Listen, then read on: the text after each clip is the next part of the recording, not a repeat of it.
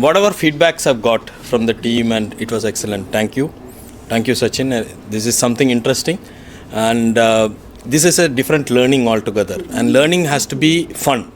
What you said, the fun is more important for us.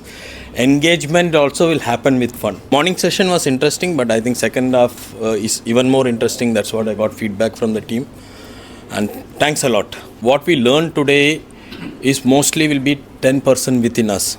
Yes. The 90% is how you implement, and it is all individual. It is all depending on the person who takes it in a right direction.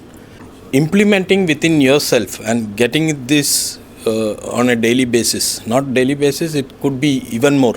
You start changing that habit, you will see the difference within you. The most important thing is be positive. Always be positive. See, you are surrounded by negatives. Be positive, and how you take it forward is most important. That's important. That's a lesson I think we should take from today's one. But I think great. I think habits all have taken care, and that has to be implemented now. Yes.